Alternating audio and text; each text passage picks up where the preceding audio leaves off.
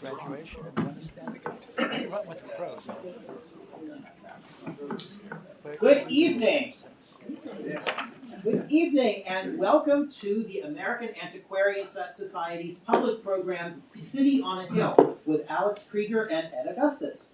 We're here in Worcester, in Antiquarian Hall, with a robust audience also watching us virtually on YouTube. Whether you are here or in the hall or on YouTube, welcome.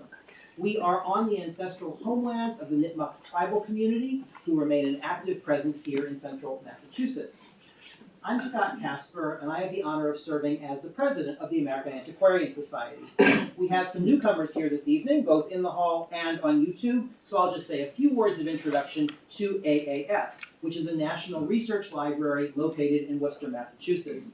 We cultivate a deeper understanding of the American past, grounded in our ever-growing collection of printed and manuscript sources, some 4.5 million sources in our collections.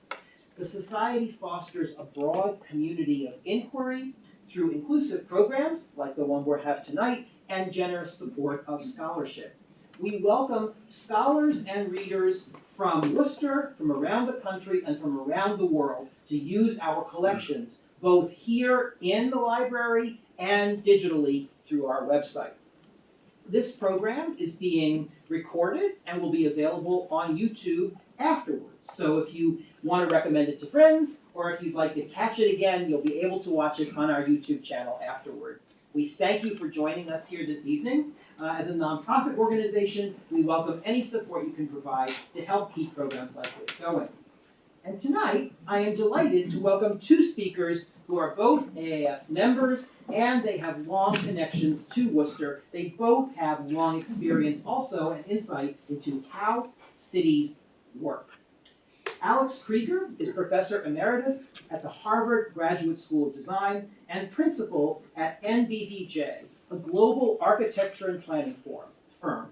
He's the former chair of Harvard's Department of Urban Planning and Design, director of the Urban Design degree programs, and the director of the National Endowment for the Arts Mayor's Institute on City Design.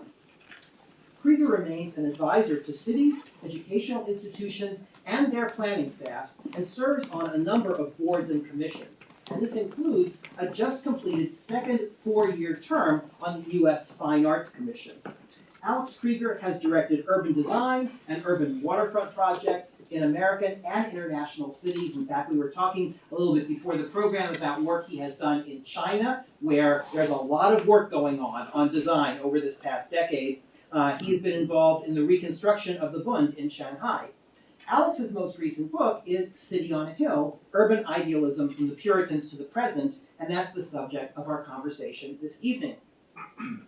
Ed Augustus is, as of last week, Massachusetts Secretary of Housing, appointed by Governor Healy to this newly created post. Congratulations, Ed. Thank you.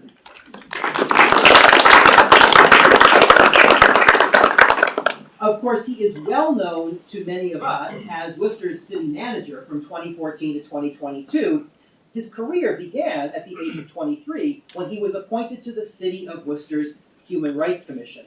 A few months later, he was elected to the Worcester School Committee. He served 2 terms there and then moved to Washington, D.C., where he worked in President Clinton's U.S. Department of Education from 1992 to 1998. Then, for 6 years, he served as Chief of Staff to Congressman Jim McGovern in D.C. He served 2 terms in the Massachusetts State Senate, representing Worcester's 2nd District, and then became Director of Government and Community Relations at the College of Holy Cross before becoming city manager. It's quite a great career, and being Secretary of Housing in the Healy-Driscoll administration is only the latest chapter thereof. I'm going to turn the podium over to Alex Krieger, who'll talk for a bit about City on a Hill, followed by conversation among the 3 of us for a bit, and then we will open it up to questions from those of you who are here in person, as well as those of you who are watching on YouTube. So, Alex Krieger, the podium is yours. Welcome.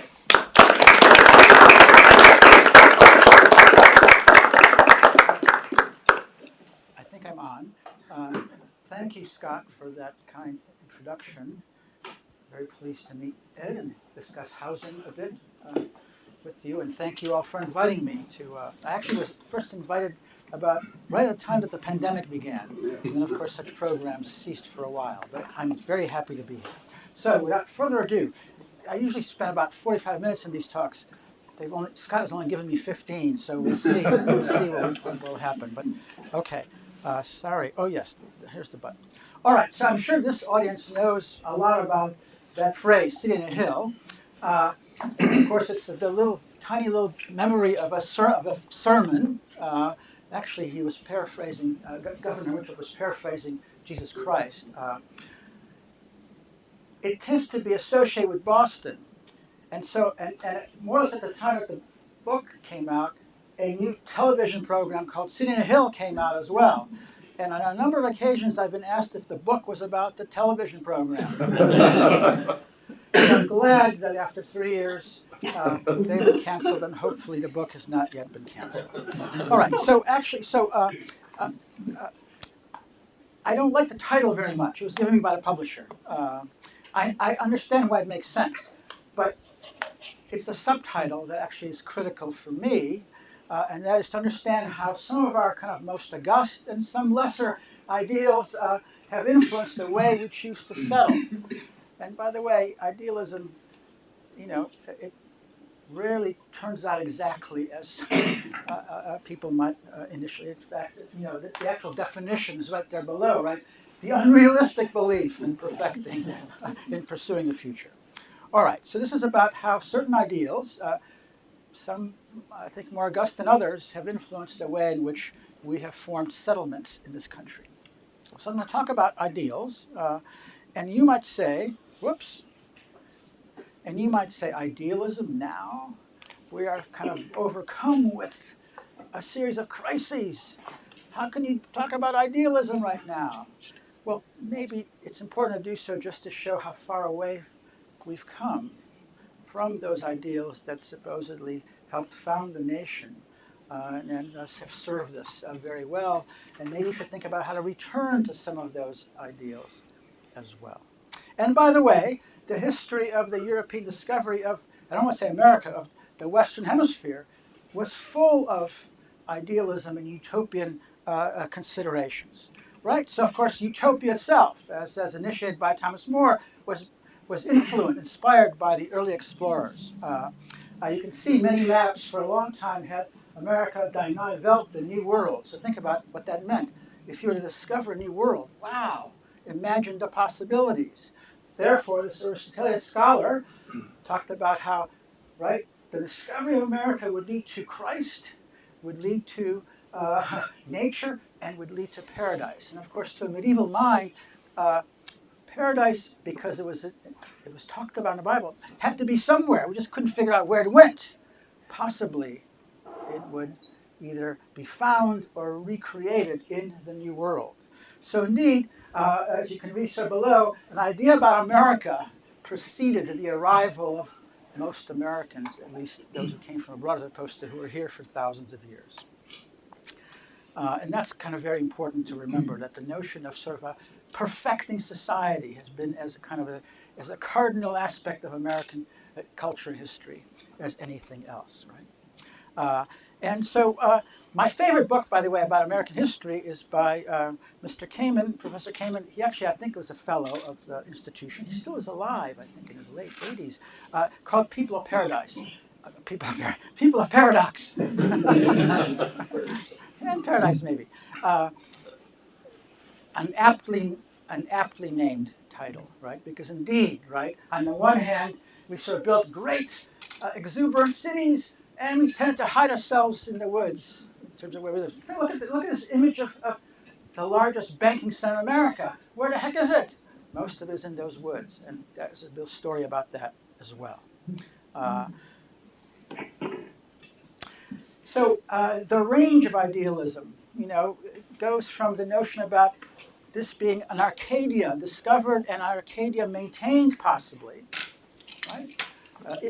We were to it now seems kind of silly to even think like that, since we've despoiled the continent much more so. But the notion was, and it's not just from a transcendentalist, was this was going to be, we were going to consume not just resource-wise, but in terms of our contact with nature in the garden of the world.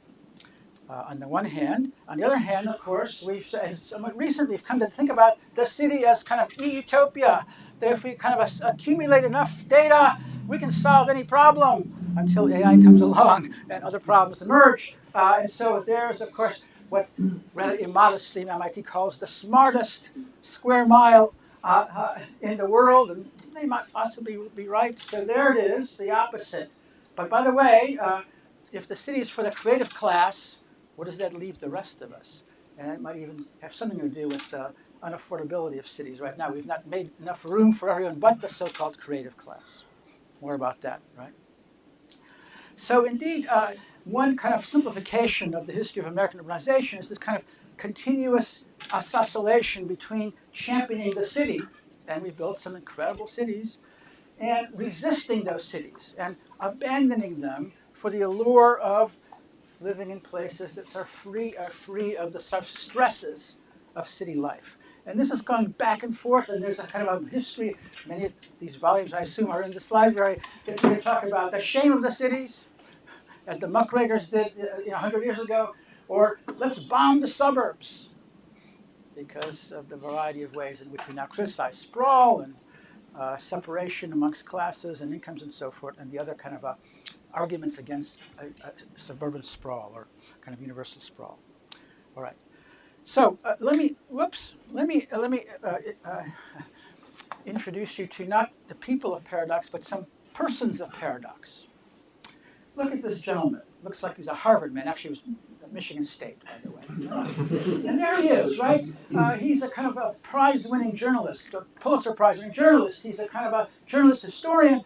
President Woodrow's actually aide for a long time as press secretary. He was at the kind of the armistice at the end of World War I. A consummate urbanite. That's him under his actual name. And there he is under his pen name. And I'm not sure I have time to read this whole paragraph, although you'd find it in the book. I'll just read portions of it. And there he is under his pen name saying things like, "One morning I wakened with a strange new joy in my soul. It came to me at that moment with indescribable poignancy, the thought of walking barefoot in cool, fresh plow furrows, as I had once done when a boy. So vividly the memory comes," and he talks about the smell of cows being milked and so forth, and this kind of brook that he used to fish in. And he says at the end, "And I thought of all these things as a man thinks of his first love." An incredible passage, actually, right?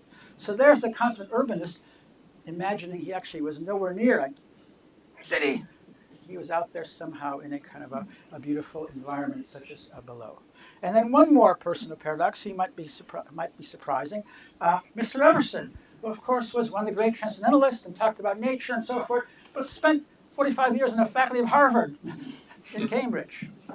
But actually, the reason that he was a person of paradox in my mind has to do, of course, with this plea, right?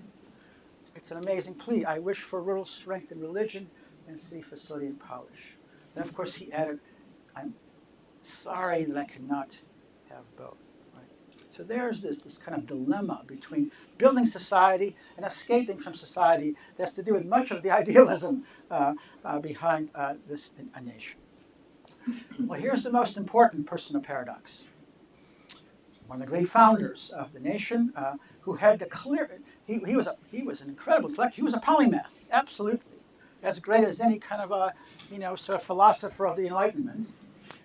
He had the clearest idea of what America should become, and he actually set out a survey that would kind of survey the continent, and the survey continued way past him into the 19th century, to make sure that you and I, well, as long as we were white and male, would get a piece of America to enjoy, to consume, again, consume not in terms of resources only, but to consume in terms of its pleasures, and therefore, right,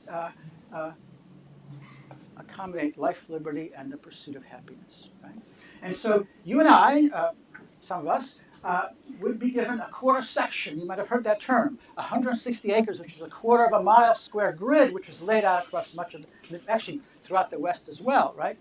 And as long as, in Jefferson's mind, you and I had a piece of America to enjoy and profit from, well, liberty might be, or a certain sense of egalitarianism might be assured.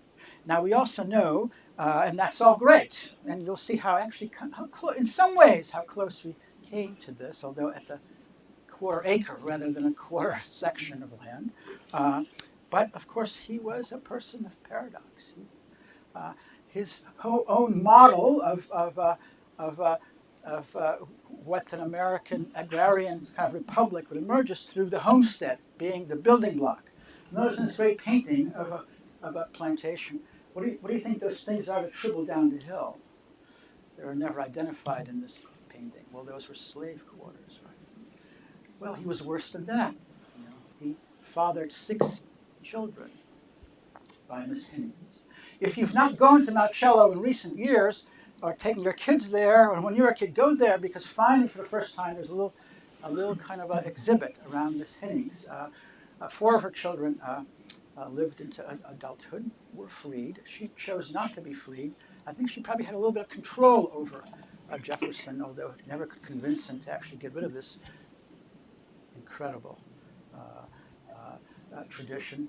And you can see, finally, after being claimed as fake news for about 180 years or so, DNA evidence proved that there was another Jefferson family in addition to those that we think of as well. So there's a person of paradox, for sure. But again, it was his homestead, his own Monticello, his beloved Monticello, of course, required slaves to maintain it. That was going to be the way in which Americans would sort of, acquire life, liberty, and the pursuit of happiness, which actually began differently in the original draft, as you'll see in a second, right? Now, so there it is.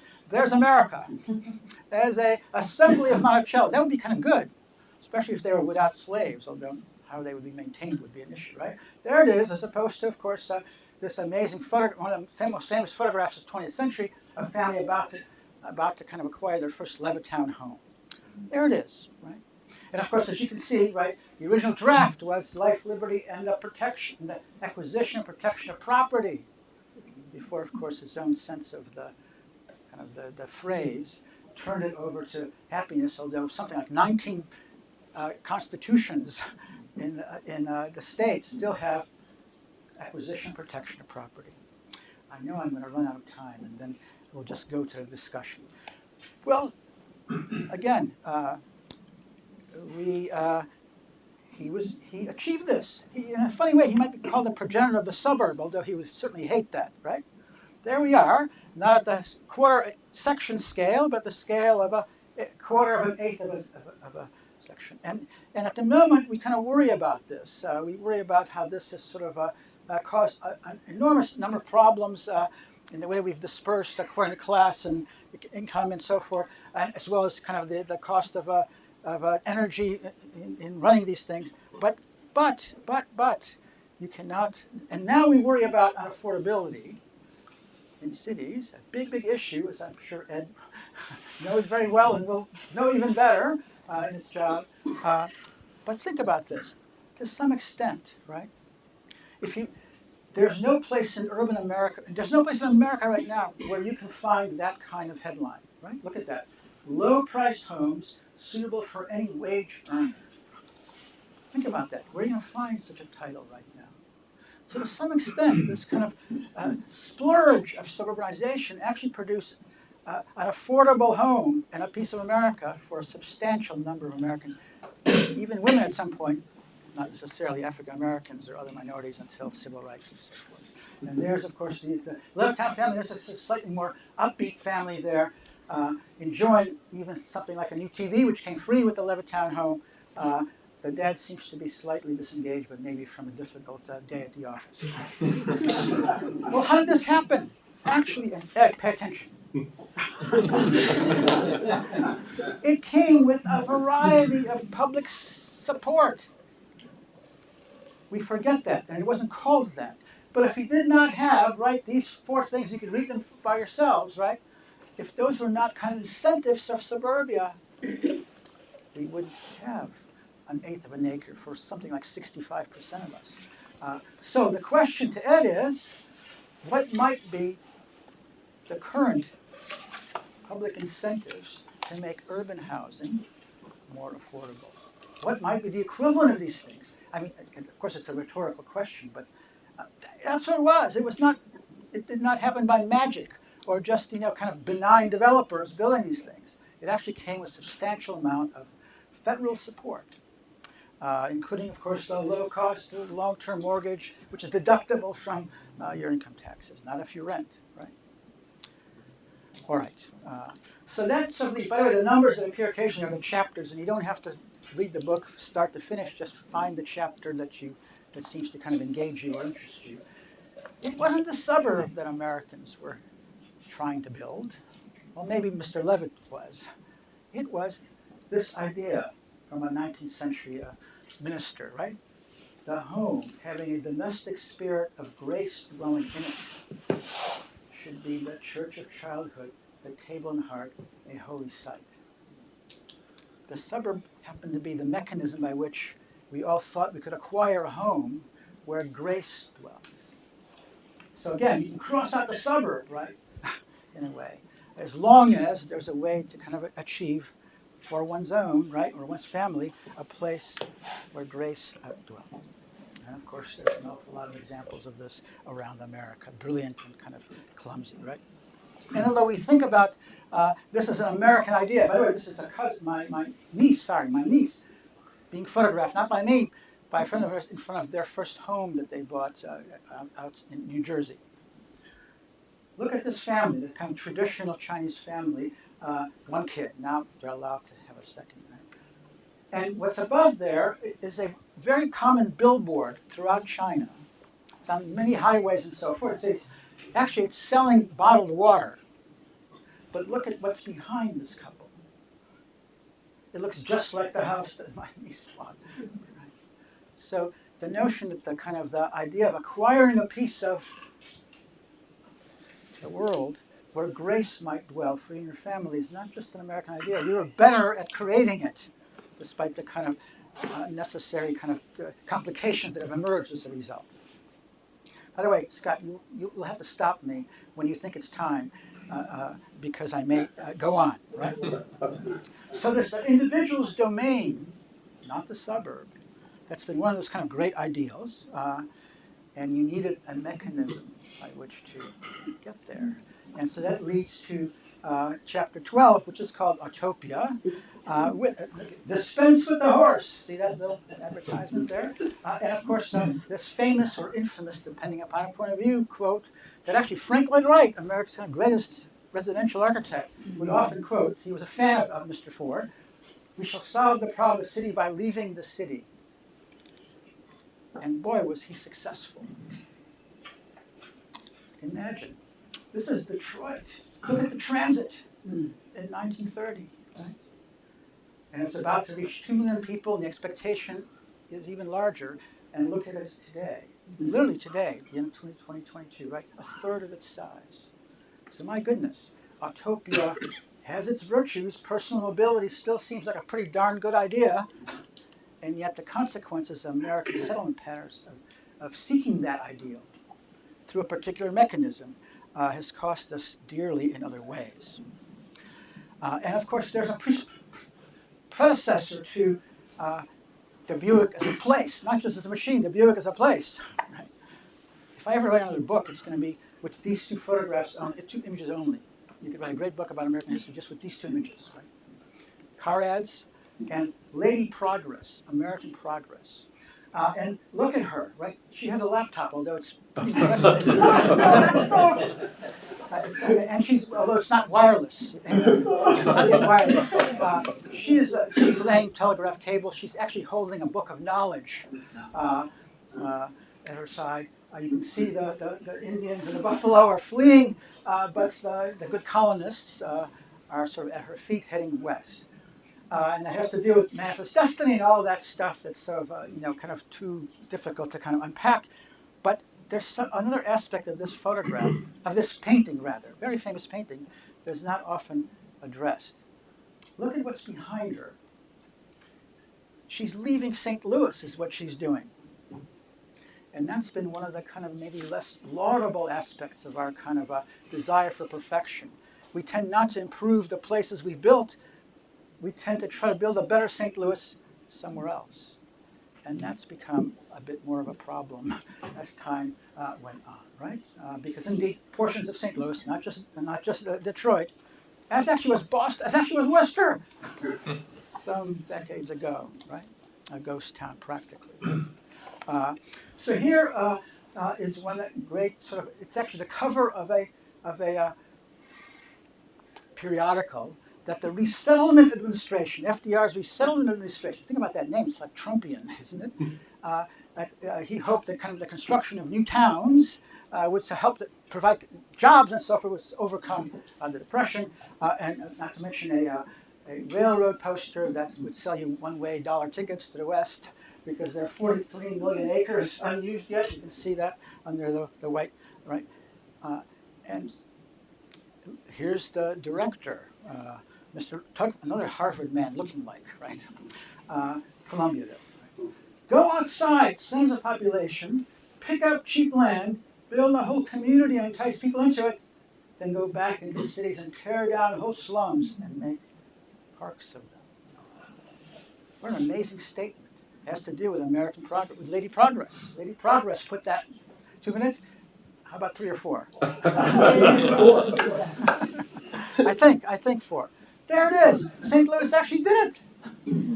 Actually, in honor of Lady Progress, because they tore down 40 blocks of its waterfront in order to build a monument to the Great West. And this was in began the demolition in the 1930s. It sort of was a premonition of what? What was it a premonition of throughout urban America? It was a premonition of, well, and of course, St. Louis has also been losing population for 8 decades, I forgot to say. It was a premonition of urban renewal.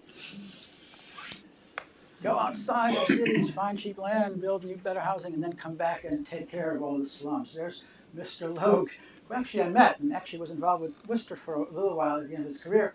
You can't make an omelet without cracking some eggs, which makes sense if you're talking about omelets, but who wants to be the egg, right?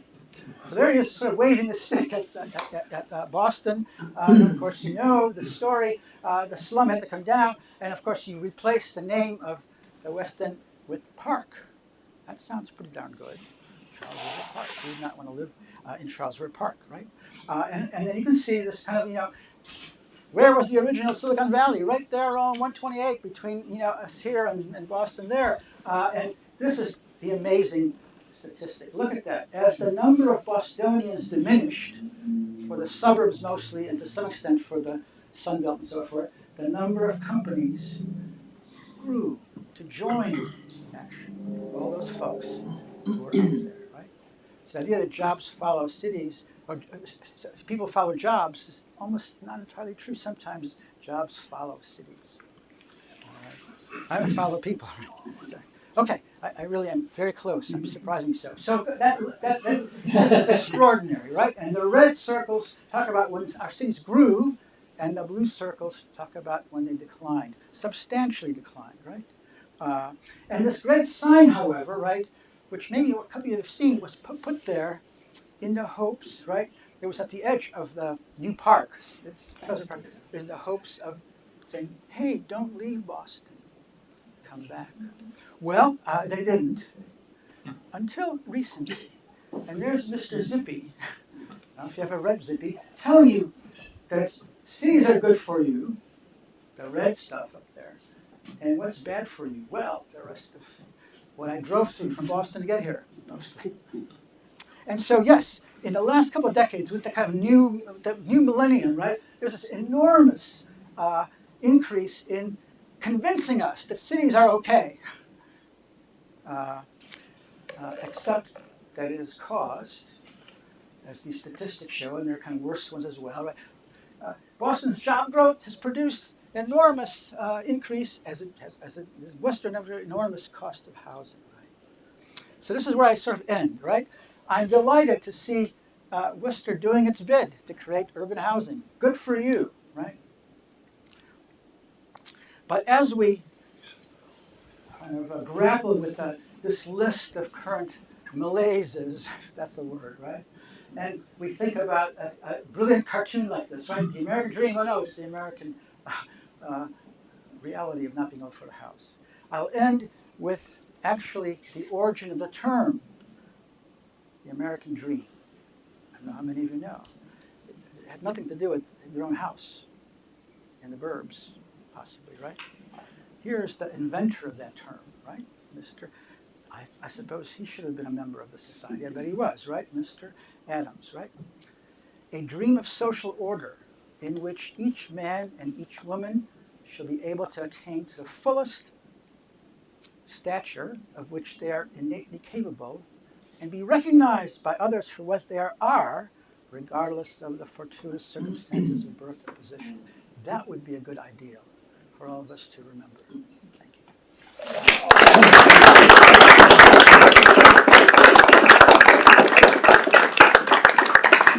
Also, to do something where this goes off, and something about the society. Okay. Okay. Put you in the middle there, Alex. Did you even use my? Put you in the middle there. My Well, thank you, Alex. That's great. And let me tell you, this is a terrific book. And there are all kinds of elements of this book that Alex didn't have time to talk about, ranging from Celebration, Florida, to Las Vegas, to all kinds of other stories of the attempts to make new cities and new places through American history. I'd like to start with a question for Ed, based on Alex's talk. You know, Alex describes a number of different visions of cities through the course of American history. It's probably fair to settlement patterns. Settlement patterns. Okay, it's probably fair to say that Worcester itself has been part of many of those over time, whether it's the movement to create urban parks like our wonderful parks here, or the urban renewal challenges of the 1960s and 1970s. I wonder if you could just talk a little bit about where you see Worcester in the story that Alex is talking about. Well, I enjoyed the presentation, Alex. Thank you.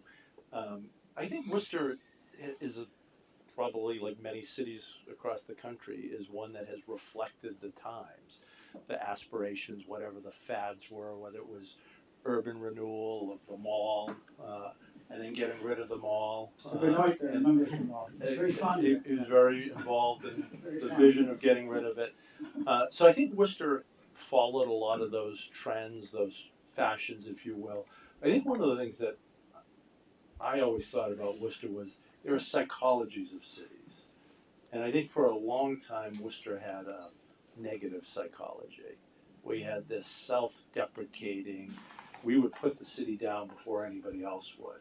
And we were communicating that to the world, and it became a self-fulfilling kind of vision for our city and reputation for our city. And I think the most important thing that Worcester had to do in order to enjoy some of the good kind of reviews that we're getting these days is get over that psychology. And I think there were a lot of projects or failed projects or things that had been great at one time but were no longer great, that were psychological barriers to our community thinking about us being worthy of a vibrant, energetic future. And some of those were Union Station. For many years, you'd drive down 290 and there was no roof on Union Station, and the towers were gone, and it was boarded up, and it was a symbol of better days. Or it was an airport that for a long time didn't have any planes coming there, and it was like, yeah, of course, that's Worcester. And or a mall that was vibrant for a number of years and then struggled and tried to reinvent itself a few times, and then became empty, and it became a very tangible symbol, and almost like a Berlin Wall in the middle of our downtown that separated neighborhoods. And methodically, over years, the city had to take on each of those psychological barriers and show that we could do it. We could take one thing and restore Union Station to its glory. One of the proud points in the city of Worcester, the beauty of Union Station. You can't drive by there or go in there and not be proud of your community. And that's different than it was before. Well, now Worcester Airport, many of us go on trips and extol the convenience of it and the ease of it and the comfort of it. those kind of things, I think, have allowed us to start thinking, hey, we're worthy. This is a city that can do good and positive things. And it builds a momentum, and then that starts to communicate itself to the world. So I think there's a lot about the psychology of a community, and the psyche of a community, and how that impacts what a community can do or can't do. I think that resonates a lot with what you're describing in the book. No, of course, and you know, there's a kind of a double edge to this this kind of a search for perfection. There's a new idea that comes along, and the new sounds better than the old, and so the old becomes a problem that you want to kind of get rid of, as opposed to try to improve what has been made. This is why I hate Lady Progress. I'm just joking. So absolutely, and I think we have to overcome that sense that tomorrow will be better, and especially if it's somewhere else than the places that we are trying to improve. I think we've now come to more of a realization of this as a culture, and hopefully substantially more. Mm-hmm. I think, Ed, in some ways, your career has been very much about doubling down on Worcester and making, not looking for the next place, but making this, continuing to make this place what it can be.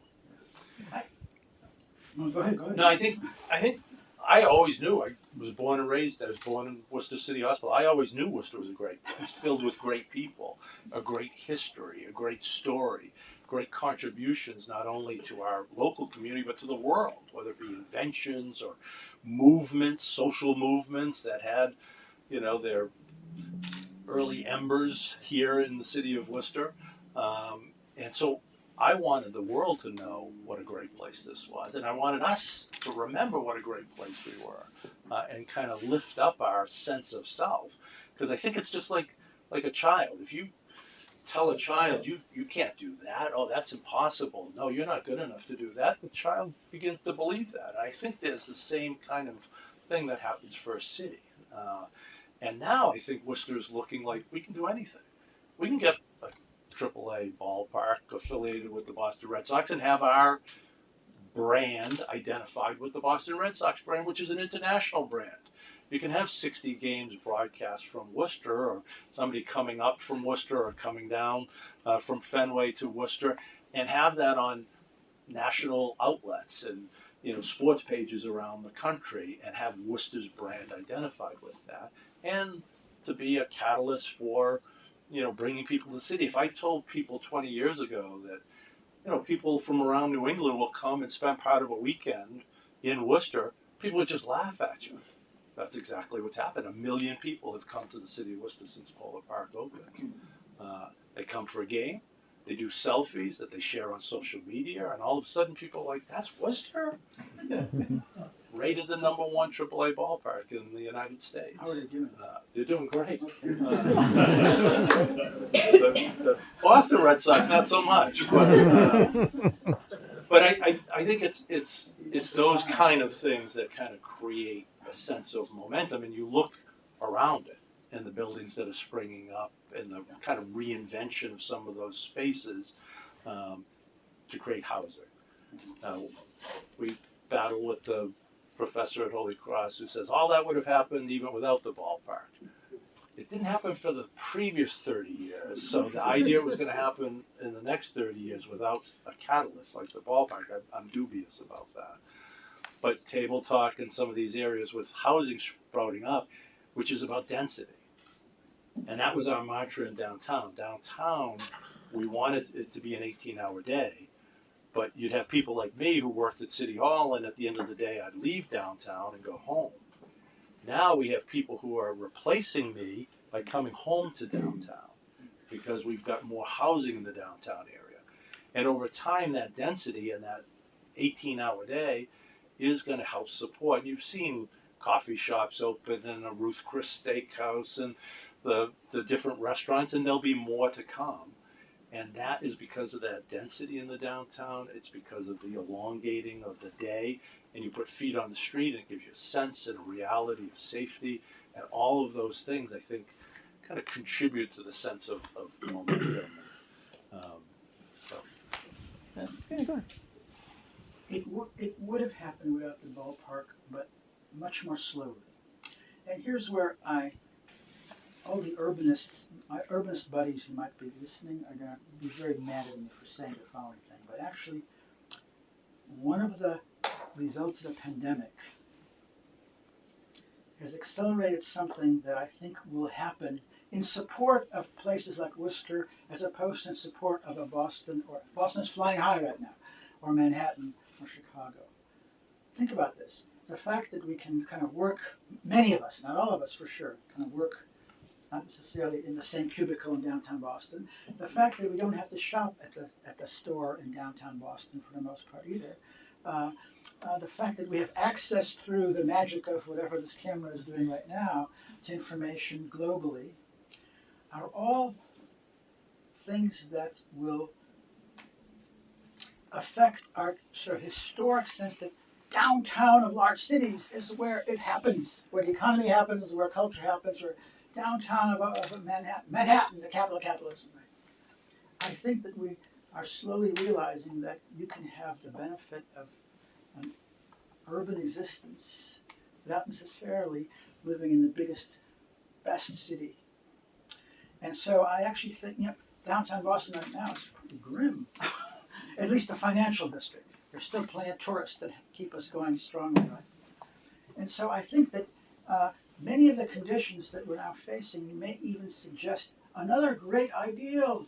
It's actually a chapter I didn't mention, which is the town as the best place to live and thrive, as opposed to the metropolis. Not the suburb, not downtown America, but the town, however you want to define the town. And so all of a sudden, I think, this is why I say it might have happened without the ballpark. I'm glad the ballpark is here. I'm not, but more slowly, because I think that smaller cities in America will gain a certain amount of benefit as a consequence of the changing conditions in which we thought that everything that was good had to happen in the centers of our major cities. Now, of course, lovers of Manhattan are going to skewer me for saying this, but I actually believe that. So it's a kind of it's a very complicated set of cultural issues and transformations in technology that are helping Worcester as they are helping other cities, maybe even eventually the so-called legacy cities in Massachusetts versus, of course, only helping a Boston or a Manhattan, which we're sort of experiencing the end of that sensibility culturally, I think. Yeah, I think, a couple things that Worcester had that some other cities don't have. 35,000 college students. Right? We have 250,000. Yeah. we're not comparing that. But that, you look at a Fall River or a Lawrence or other cities that didn't have that kind of built-in kind of base. And as Worcester, which had a very storied manufacturing history, as those manufacturing jobs began to move to other parts of the country, other parts of the world, Worcester was able to reposition itself to some extent because of those colleges and universities. The medical school and all the life sciences that are surrounding that campus were a way for us to position ourselves for new jobs of the future. The biomanufacturing park that's now springing up. If you drive up Belmont Street, you see Wuxi Biologics. There'll be 300 folks working there. That really, I think, is critical. And when I've talked to some of the folks who are in these kind of industries, they talk about we've got plenty of opportunities in suburban office parks. Like there's vacancies, there's all sorts of opportunities, but their workers don't want to live in those suburban office park areas. They want to go out to a brew pub. They want to go to a game. They want to go to arts and culture. They want to go to the theater. They want restaurants. They want all of those kind of things that we're able to. Right, and it used to be for most of the second half of the 20th century that meant going to Boston as opposed to actually going to Worcester, which has all of those things. So that's the kind of the slow shift that's taking place in this continuous oscillation in American culture between advocating a certain kind of settlement pattern versus another one. EDS and Meds, by the way, right, is the kind of the slogan of the day. Exactly. Although it should say EDS, Meds, and high tech, although it doesn't rhyme exactly. But yes, that's how Boston has sort of Phoenix-like recovered as opposed to Detroit, a one-company town, right? Boston always had EDS and Meds, and banking and tourism, 4 of the 5 largest urban economies around the world. It sort of happened historically, and once they became popular again, that's what allowed Boston to grow versus, of course, Detroit that still struggled mightily. Yeah, but I mean, before I came to Worcester a few years ago, I spent the previous 7 years right in and near Baltimore, which has, in some ways, benefited greatly from EDS and Meds, but that has not addressed the deeper issues of inequity Right. within the community. Right. Which is why the kind of the soundbite, right, the creative class is actually a problem, because it kind of leaves the rest of us out. No city is going to be made out of 100% creatives. An awful lot of people have to support those creatives, and they have to have affordable places to live and enjoy life. And that's your mission. Easy. Well, what we'll do now is, as we continue the conversation, we want to open this up to those of you who are here in our audience today, as well as those of you who are watching on YouTube. Nan Wolverton has a microphone. If you'd like to ask a question, Nan can bring you the microphone. Amanda Kondik is in the back watching the YouTube and watching for questions on YouTube. So please feel free to raise your hand if you've got a question to bring into the conversation.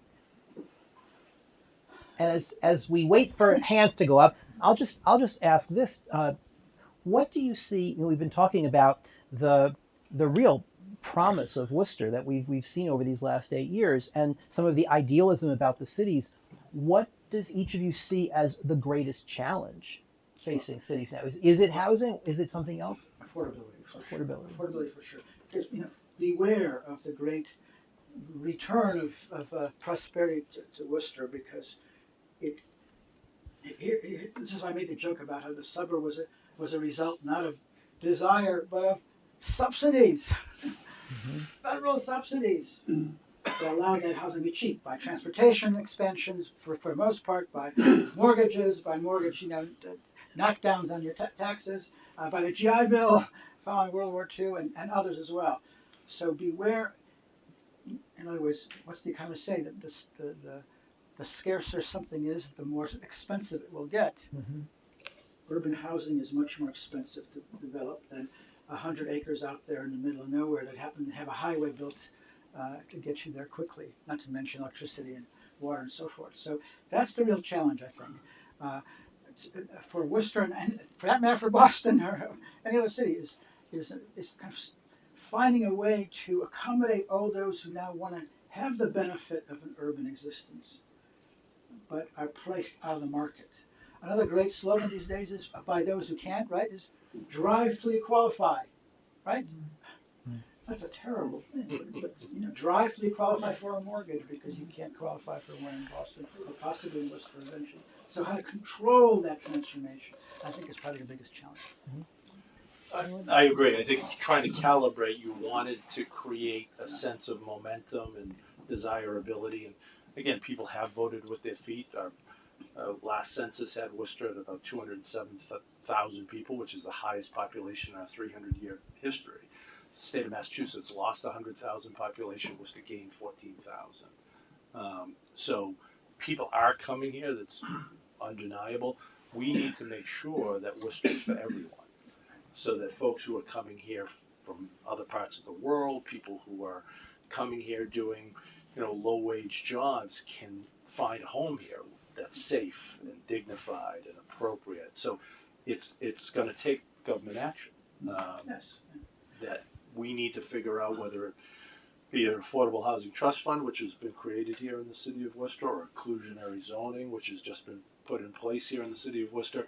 We need to put more tools in the toolbox that, as Worcester changes, we make sure it changes in a way that benefits everyone, not just some people.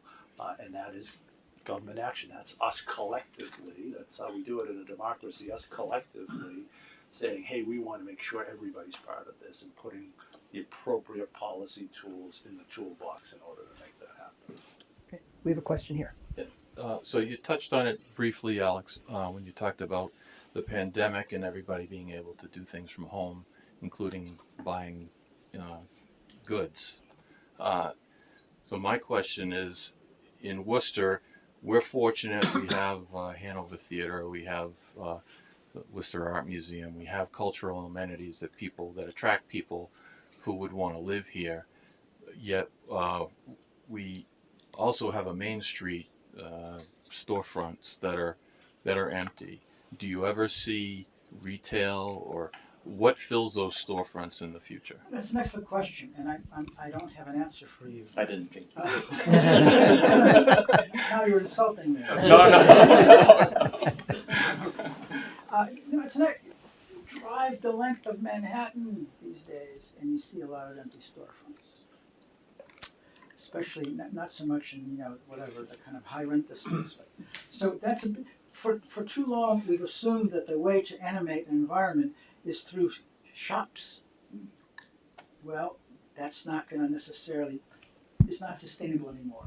So that's a very important question, and I don't think we've figured it out yet.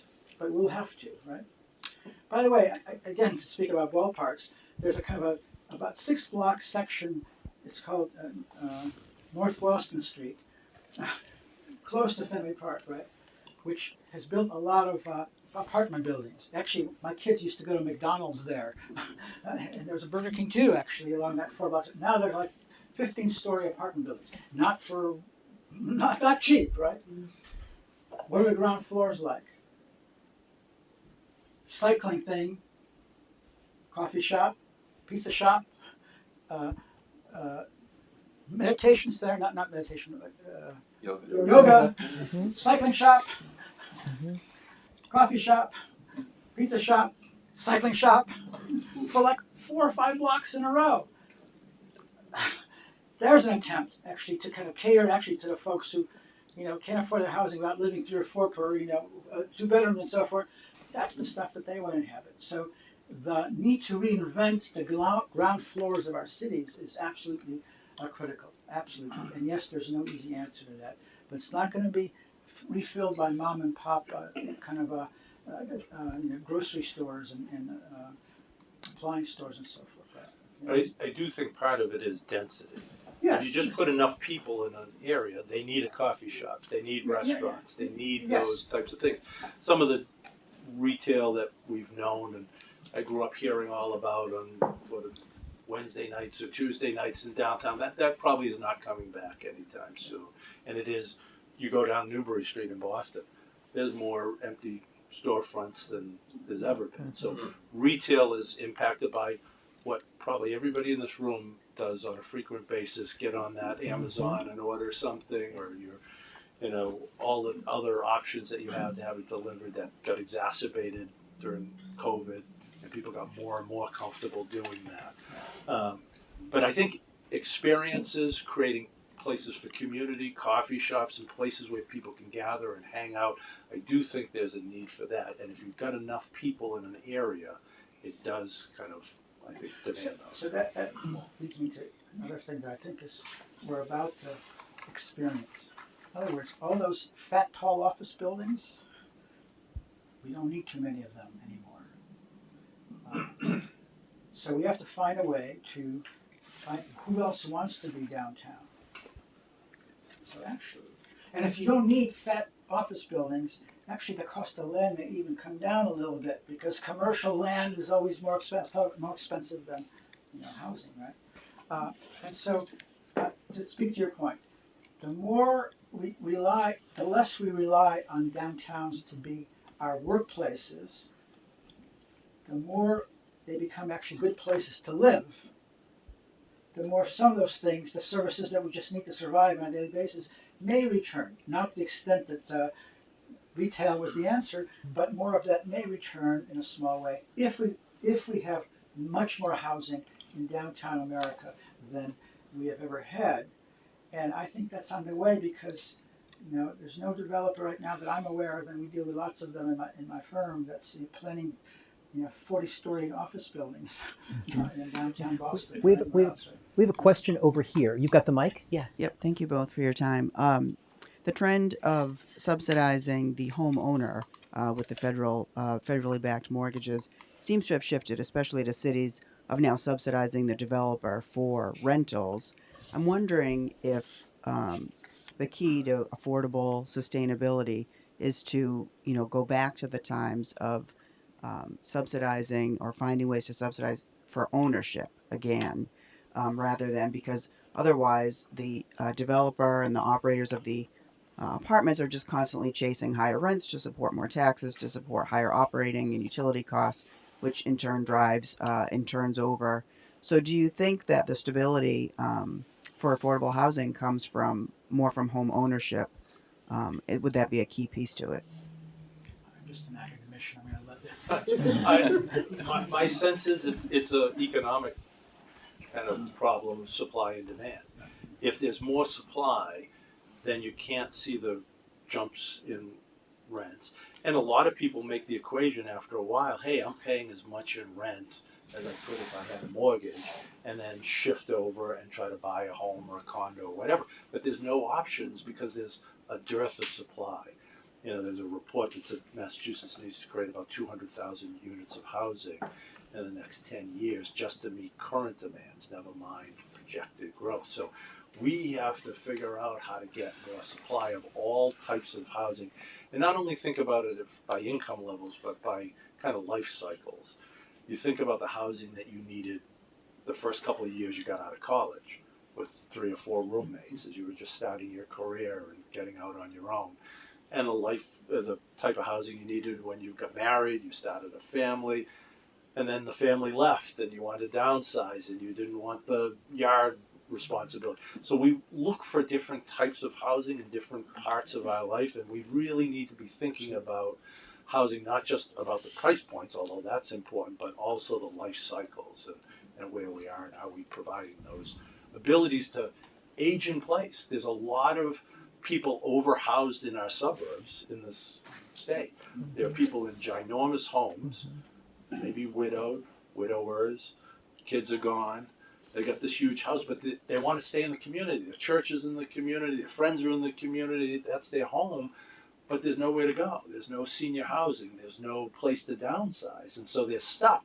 And there's a family desperate to get in there and have that space for their growing family. So we've got to figure out a way to allow people to naturally kind of move and meet their changing housing needs over the course of their lifetime. If we do that, we'll take some of the pressure off, I think, and allow people to make logical choices to, buy and start building the equity and transferring that wealth from generation to generation, which is so important, which is one of the ways that we need to bring more people into home ownership who've historically been left out, so that transfer of wealth can continue and include everyone.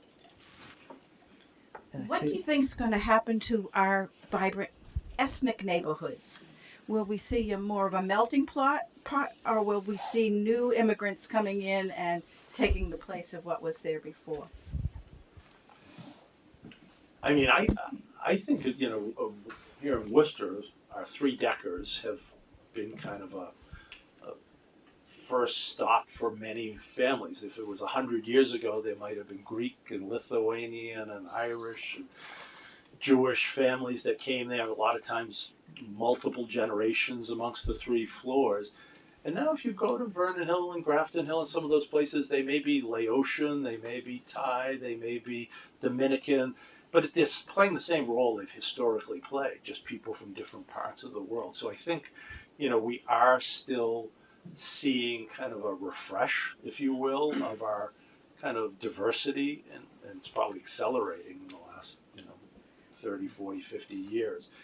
Whether we're seeing the kind of ethnic neighborhoods that we historically have, I think we probably are. They're just different, right? If you go to certain neighborhoods, there's a bunch of, Asian restaurants or Asian kind of bodegas or, Dominican or Puerto Rican or other groups, but it's the same kind of thing. People come, they bring their family, they start their businesses, they try to build their life here. So I do think it changes who's here, but I think the process is the same.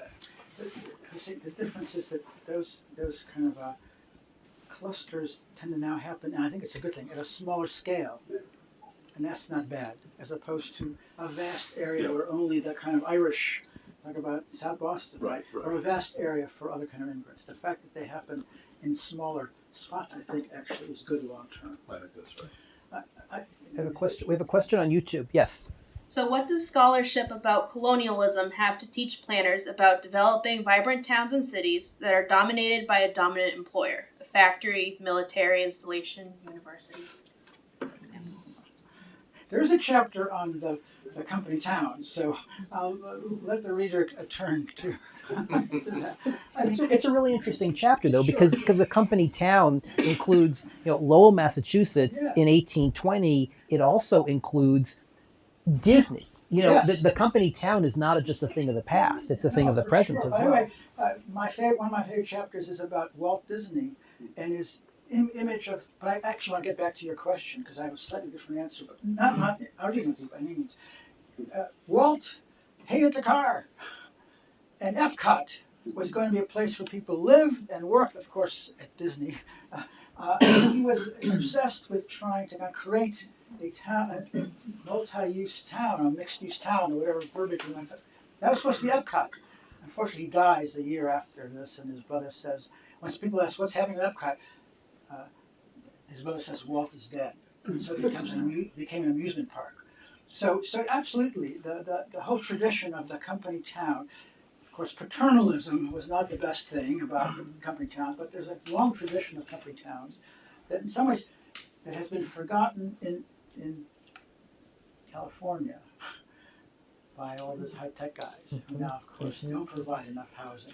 Right. And that's a big problem in Silicon Valley. By the way, if there was another hour, I will tell you exactly why, and this is actually why we've discovered the city as opposed to the suburb. It has nothing to do with all of a sudden our love for culture. It has to do with actuarial tables. Actuarial tables. I'm not pronouncing it. Actuarial Actuarial tables. Actuarial Yes. tables, right? When can I go on for another minute? Yeah.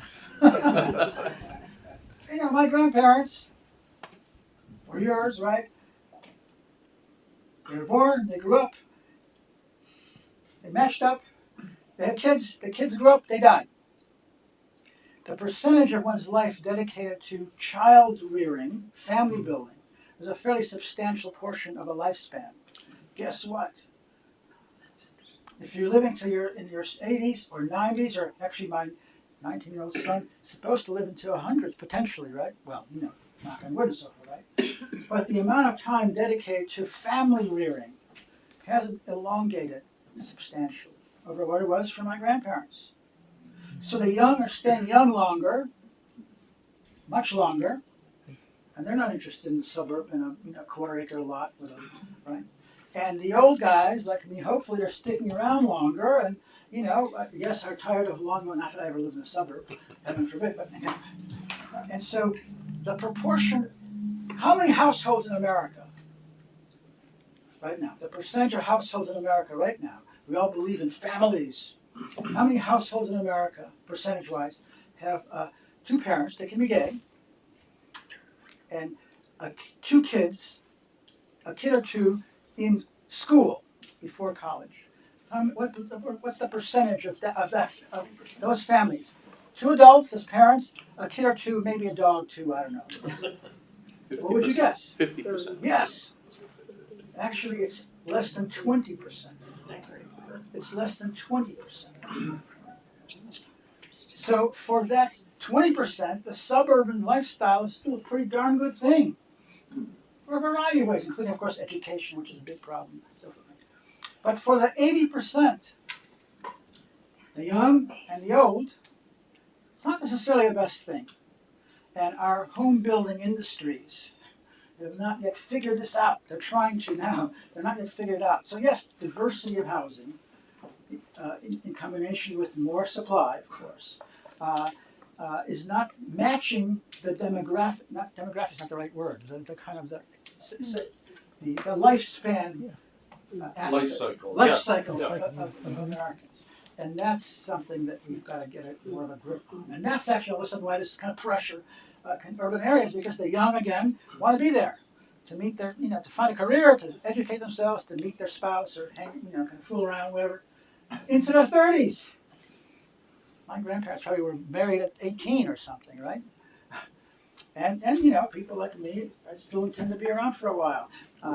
And so that's actually a major reason why all of a sudden there's pressure on urban areas, because 80% of households, maybe, or well, those that don't want to live on golf courses, I guess, there's a certain percentage of those, but 80% of households maybe don't think about the idealized suburb as best for them at that moment in their lifespan. Very interesting. This has been great, and we have exceeded an hour. Please join me in thanking Alex Krieger and Ed Augustus for this conversation.